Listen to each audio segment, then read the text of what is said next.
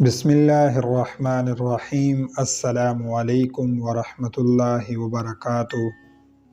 ایک ترک مسلمان اپنی آپ بیتی بیان کرتا ہے کہ میں وہاں کھڑا دیکھ رہا تھا کہ 4 پولیس والے کسی کا انتظار کر رہے ہیں۔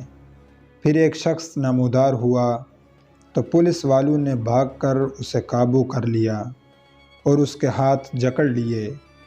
نوجوان نے کہا، میں کوئی بہکاری نہیں ہوں، نہ چور ہوں۔ پھر وہ جوان چیخنے لگا، میں نے اسے دیکھا تو ایسے لگا جیسے میں اسے جانتا ہوں۔ میں بتاتا ہوں کہ میں نے اسے کیسے پہچانا۔ دراصل میں نے اسے کتنی ہی دفعہ بارگاہ رسالت میں روتے ہوئے دیکھا تھا۔ یہ ایک البانوی نوجوان تھا جس کی عمر 35 یا 40 سال کے درمیان تھی۔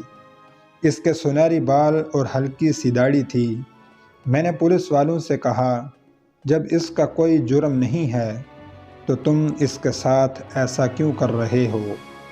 آخر کیا الزام ہے اس پر؟ انہوں نے مجھے کہا، ارے او ترک، اس معاملے میں بولنے کا تجھے کوئی حق نہیں۔ لیکن میں نے پھر سے کہا، آخر اس کا تمہارے ساتھ کیا مسئلہ ہے؟ کیا اس نے کوئی چوری کی ہے؟ انہوں نے کہا، نہیں، یہ بندہ 6 سال سے ادھر مدینہ شریف میں رہ رہا ہے، لیکن اس کا یہ قیام غیر قانونی ہے۔ ہم اسے پکڑ کر واپس اس کے ملک بھیجنا چاہتے ہیں، لیکن یہ ہر دفعہ ہمیں چکمہ دے کر بھاگ جاتا ہے اور جا کر روضہ رسول میں پناہ لے لیتا ہے، اور ہم اسے اندر جا کر گرفتار نہیں کرنا چاہتے تھے۔ میں نے پوچھا، تو اب اس کے ساتھ کیا کرو گے؟ کہنے لگے، ہم اسے پکڑ کر جہاز میں بٹھائیں گے اور واپس البانیہ بھیج دیں گے۔ نوجوان مسلسل روئے جا رہا تھا اور کہہ رہا تھا، کیا ہو جائے گا اگر تم مجھے چھوڑ دو؟ دیکھو، میں کوئی چور نہیں ہوں، میں کسی سے بھیک نہیں مانگتا، میں تو ادھر بس محبت رسول میں رہ رہا ہوں۔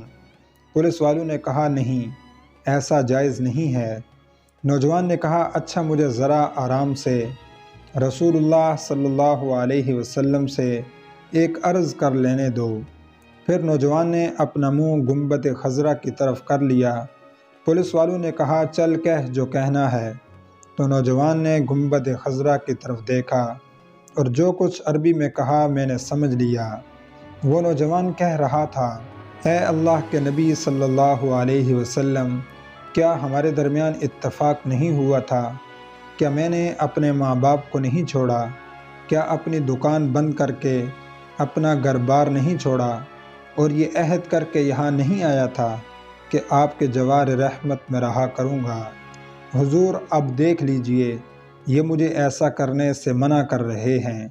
اے اللہ کے پیارے رسول صلی اللہ علیہ وسلم، آپ مداخلت کیوں نہیں کرتے؟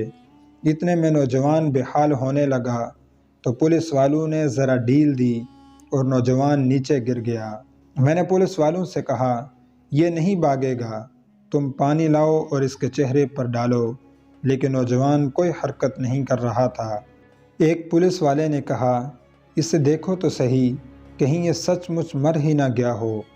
دوسرا پولیس والا کہنے لگا، اسے ہم نے کون سی ایسی ضرب لگائی ہے جس سے یہ مر جائے؟ پھر انہوں نے ایمبولنس والوں کو فون کیا۔ وہ ادھر سامنے والے 7 نمبر گیٹ سے ایک ایمبولنس لے آئے۔ انہوں نے نوجوان کی شاہ رگ پہ ہاتھ رکھ کر حرکت نوٹ کی اور نبض چیک کی تو کہنے لگے، اسے تو مرے ہوئے 15 منٹ گزر چکے ہیں۔ اب پولیس والے جیسے مجرم ہوں نیچے بیٹھ گئے اور رونے لگے۔ وہ منظر بھی دیکھنے والا تھا۔ ان میں سے ایک تو اپنے دونوں زانوں پر ہاتھ مارتے ہوئے کہتا تھا، ہائے ہمارے ہاتھ کیوں نہ ٹوٹ گئے، کاش ہمیں معلوم ہوتا کہ اسے رسول اللہ صلی اللہ علیہ وسلم سے اتنی شدید محبت ہے۔ اس کے بعد ایمبولنس والوں نے اسے وہاں سے اٹھا لیا اور جنت البقیع کی طرف تجہیز و تدفین والے حصے میں لے گئے۔ غسل کے وقت میں بھی وہیں موجود تھا۔ میں انہیں کہتا تھا، مجھے بھی ہاتھ لگانے دو، مجھے بھی اس کی چارپائی کو اٹھانے دو۔ جب جنازہ تیار ہو کر نماز کے لیے جانے لگا تو پولیس والوں نے مجھے کہا، ہم نے جتنا گناہ اٹھایا ہے بس اتنا کافی ہے، اسے ہمارے سوا اور کوئی نہیں اٹھائے گا۔ شاید اسی طرح ہمیں آخرت میں کچھ رعایت مل جائے۔ میرے سامنے ہی وہ نوجوان بار بار کہہ رہا تھا کہ اے اللہ کے نبی صلی اللہ علیہ وسلم، آپ مداخلت کیوں نہیں فرما رہے؟ دیکھا رسول اللہ صلی اللہ علیہ وسلم نے مداخلت فرما دی اور ملک الموت نے اپنا فریضہ ادا کر کے اسے آپ تک ہمیشہ کے لیے پہنچا دیا۔